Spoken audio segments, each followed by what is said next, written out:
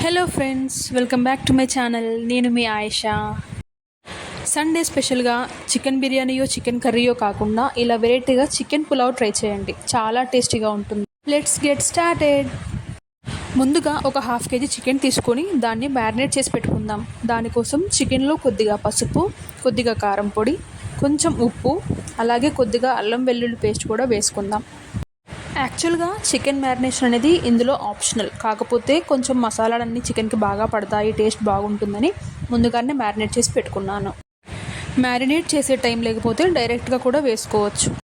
తర్వాత పులావ్లోకి కావలసిన items tomato, కొత్తిమీర, పుదీనా, పచ్చిమిర్చి అండ్ ఆనియన్స్ కట్ చేసి పెట్టుకున్నాను. అలాగే రైస్ కూడా వాష్ చేసేసి నానబెట్టేశాను. ఐటమ్స్ అన్నీ రెడీగా ఉన్నాయి. ఇంకా కుకింగ్ స్టార్ట్ చేసేద్దాం. ముందుగా రైస్కి చికెన్కి సరిపోయేంత ఒక పెద్ద గిన్నె పెట్టుకోండి. దాంట్లో నేను హాఫ్ ఘీ వేసుకున్నాను, అలాగే హాఫ్ ఆయిల్ తీసుకున్నాను. ఆయిల్ హీట్ అయ్యాక నేను వీడియోలో చూపిస్తున్న ఈ మసాలాలన్నీ కూడా అందులో వేసేయండి. వాటితో పాటు ఒక 2 బగారా ఆకులు కూడా వేసేయండి. ఇవన్నీ వేసి బాగా కలపండి. మసాలాలన్నీ వేగిన తర్వాత మనం ముందుగా కట్ చేసి పెట్టుకున్న ఆనియన్స్ను కూడా వేసుకొని బాగా కలపండి. ఆనియన్స్ వేగుతుండగానే అందులోనే కొద్దిగా పుదీనా, ఒక 4-5 పచ్చిమిర్చి కూడా వేసి బాగా ఫ్రై చేసుకోండి. పచ్చిమిర్చిని ముక్కలుగా కాకుండా మధ్యలోకి చీల్చి వేసుకోండి. ముక్కలుగా చేస్తే గింజలన్నీ రైస్లోకి వచ్చేస్తాయి. ఆనియన్స్ అన్నీ ఇలా గోల్డెన్ కలర్లోకి వచ్చిన తర్వాత కొద్దిగా అల్లం వేసుకోండి. మనం ముందుగానే మ్యారినేషన్లోకి అల్లం వేసుకున్నాం కాబట్టి ఇప్పుడు కొద్దిగా సరిపోతుంది. ఈ అల్లం పచ్చివాసన పోయేదాకా ఫ్రై చేసుకోండి. ఆ తర్వాత కొద్దిగా పసుపు వేసుకొని బాగా కలపండి. ఇవన్నీ బాగా వేగిన తర్వాత మనం ముందుగా కట్ చేసి పెట్టుకున్న టమాటో ముక్కలు అందులో వేసేయండి. ఈ టమాటో ముక్కల్ని బాగా కలిపేసి కొద్దిగా సాల్ట్ వేసేసి మూత పెట్టేయండి. సాల్ట్ వేయడం వల్ల టమాటోలు తొందరగా ఉడికిపోతాయి.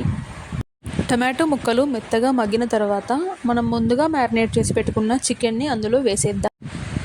ఈ టమాటో ఆనియన్ ఫ్లేవర్ అంతా ముక్కలకి పట్టేలా బాగా కలిపేసి కాసేపు మూత పెట్టించి మగ్గిద్దాం. కాసేపు ఉడికిన తర్వాత చికెన్లో నుండి ఇలా ఆయిల్ పైకి తేలుతూ ఉంటుంది. ఇప్పుడు చికెన్లో కొద్దిగా కారం పొడి, కొద్దిగా సాల్ట్ వేయండి. మనం ముందుగానే కారం పొడి, ఉప్పు మ్యారినేషన్లో వేసాం కాబట్టి చూసుకొని వేసుకోండి. అలాగే కొద్దిగా మసాలా పౌడర్ కూడా వేసి అన్నింటినీ బాగా కలపండి. ఇప్పుడు కాసేపు చికెన్ని మూత పెట్టి ఉడకనిద్దాం. చికెన్ ఉడికిపోయి ఇలా ఆయిల్ అంతా పైకి తేలుతూ ఉంటుంది. ఇప్పుడు దీంట్లో వాటర్ పోసుకుందాం. ఇక్కడ నేను మామూలు రైస్ తీసుకున్నానండి, బాస్మతి రైస్ తీసుకోలేదు. కానీ వాటర్ మాత్రం బాస్మతి రైస్కు ఎలాగైతే తీసుకుంటామో 1 గ్లాస్ రైస్కి 1.5 గ్లాస్ వాటర్ లాగా అలాగే తీసుకున్నాను. వాటర్ వేసిన తర్వాత ఒకసారి కర్రీ మొత్తం బాగా కలిపేసి అందులోనే కొద్దిగా కొత్తిమీర వేసుకొని మూత పెట్టేయండి. కాసేపటికి ఇలా ఎసరు వస్తూ ఉంటుంది.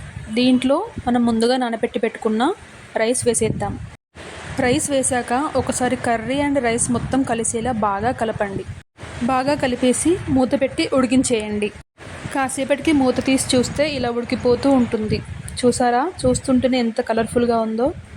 స్మెల్ కూడా చాలా బాగా వస్తుంది. మధ్య మధ్యలో ఇలా తిప్పుతూ మూత పెడుతూ మనం రైస్ ఎలా వండుకుంటామో అలాగే వండుకోండి. ఈ స్టైల్లో ఒకసారి చికెన్ పులావ్ని ట్రై చేసి చూడండి. నెక్స్ట్ టైం నుండి చికెన్ బిర్యానీ వద్దు, మనం చికెన్ పులావే చేసుకుందాం అంటారు.